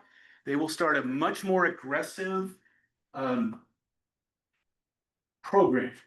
And for charter, there's a difference between the charter and the district provisions in code. And it's much stricter. So for example, if we find a charter is identified as Springboard, the first act has to be to determine whether or not that school is operating within the academic scope of the charter. And at that time, the charter may end. So it's really, really strict. Right now, I can tell you, I don't believe we're going to have a charter school in Springboard. But if you do, you'll get to see a lot of me and we'll talk a lot about the program and what it entails. So that's the Springboard. I won't necessarily entertain any questions on that, but you can find all the information. These links are hyperlinked, so you can go see that. One other thing for me to share is, and right here, School Leadership Development Program. If you are an Elevate school by choice, or if you're designated Springboard, you have an opportunity, again, based on the legislative act, you can participate in the SLD program, School Leadership Development Program, which is a 2-year cohort. I'll just say that the kind of the eye on the prize is that you receive an incentive pay at the end of a 2-year cohort, which is really a fun idea. Our folks were really surprised. We've ended 3 cohorts. We just started, we ended 2 cohorts. We're in the middle of cohort 3, and we're going to start cohort 4 soon. So SLDP is just for elevated Springboard schools, and it's by application. So if there's any additional information you would like, please contact me. Again, as Krista said, she'll redirect to LEAs if principals reach out. If principals reach out to me, I get to answer questions, so they can contact me and I'll get you in the right place. So, okay, good? Yeah. I'm trying to do my Pennsylvania quick step. So I'm Julie Lundell and I do work with my colleagues on the state school improvement part, but the other thing I do is schools leadership across the state. So these are kind of the broad areas that fall under our school support and improvement areas. And I work with Quinn Kellis. And one of the things hopefully you get occasionally an email from Quinn Kellis, because we like to have all of our principals and directors on our school level principals email list. So if you don't think you're getting those from Quinn Kellis, maybe let me know and we will jot down your address and get it. But so that's how we send out communications that go directly to school principals and directors. And that would be related to professional development that's being offered from USBE across the state. We try to communicate that. Some things that we have going. We just started our leadership conference. Our first ever USBE leadership conference was last April. We called it Principalooza. Some of you may have come. We are trying to make that an annual event, although we might push it into June next year because April kind of got feedback was not the best time. But we are striving to make that an annual event so that school leaders can come and have professional development related to their positions. We have our evaluation course, which for charter schools, you have a lot of flexibility to choose your evaluation system. You aren't required to use the state system, but there are a lot of charters that like that support of being able to opt into the state trainings and the state systems. And you can pick and choose. It's a plug and play, so you can take part in those trainings if you'd like and find them helpful. You can use all our resources or whichever of them you like. They're all available on the website, which we've linked in here to the school leadership website. Some of the things that we are planning to do in the next year, we've got the go ahead from the board to update our leadership standards. feel like a lot has changed in the world of educational leadership. It's probably not gonna be a throw the baby out with the bathwater sort of thing, but more of a, what are we really looking at that we need effective leaders to be doing today in our current reality. And so going through and streamlining those standards and making them effective, we'll be doing that this year. And we're going to be working on building system-wide mentoring and coaching for our new and experienced school administrators. We're just kind of kicking around ideas there, but we really feel like our new school administrators really need to have mentoring as they come into the position. It's something we feel is kind of a deficit in our state. Like everybody thinks it's a good idea, but there isn't a lot to make it happen. So we are focusing on that in this next year to figure out what we can put in place from a systems level to try to make that happen more often. Feel like that would be really beneficial. So Quinn Kellis and I are the school leadership folks, and that is kind of a quick wrap up of what our team can offer and do for you. And we have a lot of resources, so we've linked them all into our slides, and we hope that you'll share those out. And if we can answer any questions about how our team can help, we'd be happy to do that in just a minute or two. But I think you're probably ready to move on whenever that is too. Yes. While you're thinking of like time for your conference, like there is Charlotte conference somewhere around June 2. And also I think UN is also organizing an educated cohorts. Be careful to dance around those. Yep. Yes, there are some other things in June which make it challenging to be careful of. April, people said, we're about to launch into testing, don't talk to us then. So, but yeah, we'll try to work around like UAN and some of those other bigger events so that people can attend. Any other questions? Yes. Thank you for the evaluation templates. They've been awesome. Oh, good. I'm glad they've been helpful. Yeah. And anything, I'm actually the person that's over educator evaluation, and we'll be building out the administrator version farther than it has been once we have new standards. And you can email me or call me anytime, and I'm happy to support you in your process. So, anything else? Yeah. All right. Well, thank you so much.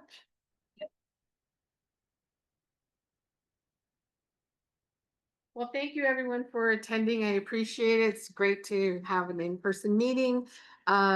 We will, on the agenda I sent you, you have to save the dates. I'll send another reminder just to kind of keep it on your calendar. And again, any suggestions, if there's anything that you would like more information on, more training on, just let me know, please. I am creating the calendar, not as we speak, but as of last night. But anyway. So thank you very much for attending. Drive safe and have a wonderful day. If you guys want to ask me questions, I'll be here. Thank you.